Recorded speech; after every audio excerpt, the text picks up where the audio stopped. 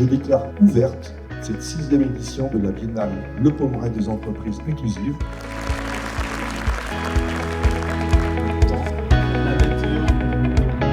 Aujourd'hui, c'est la Biennale des entreprises inclusives de l'APH Le Pommeraye. C'est l'occasion de mettre en valeur les parcours des personnes en situation de handicap qui ont fait un parcours à l'ESAT de transition, qui sont aujourd'hui en entreprise, qui reviennent témoigner de leur parcours. J'ai fait une mise à disposition pendant 6 mois, ouais. Et là, je suis en stagiairisation, en attente d'être titulaire. Je sais utiliser un camion vu les quelques expériences que j'ai en espace vert. On a pu partir en stage Erasmus. J'ai été en Italie et là, mon projet de 2026, c'est partir à l'étranger. Passer au Pommeraye, ça m'a permis d'évoluer, de prendre confiance en moi. Aujourd'hui, je travaille à la boulangerie Ange, ça fait 3 ans. Je suis aussi fière de moi. J'ai entendu qu'il y avait un poste à pouvoir à Novotel en CDI. Actuellement, je fais petit déjeuner, restaurant le midi. Et dès le jour, je vais faire le gouvernant.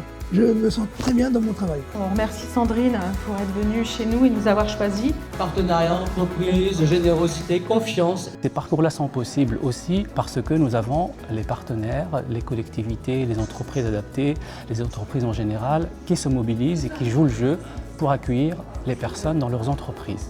C'est pas un CV qui nous est présenté, c'est une personne avec qui on discute, c'est une personne qui fait ses premiers pas sans aucun engagement. Et s'il se sent bien, il reste. Ce qui est arrivé à Jérôme, c'était le pire qui puisse lui arriver. Il est recruté. Ce n'est pas ni moi ni David qui avons inculqué à Jérôme la façon de travailler. C'est Jérôme qui nous a dit comment il fallait que nous on travaille avec lui. Je pense qu'intégrer des salariés en situation de handicap, pour quelqu'un qui n'y a jamais réfléchi, c'est extrêmement compliqué.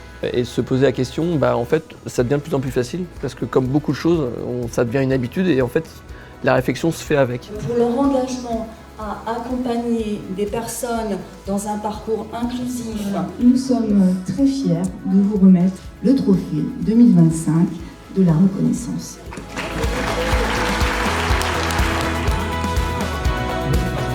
C'était quand même inspirant. On a eu plein d'exemples venus du médico-social, du monde de l'entreprise, du monde privé, du monde public. Quand chacun y met un peu du sien et s'ouvre un petit peu aux autres, on a plein d'expériences qui marchent.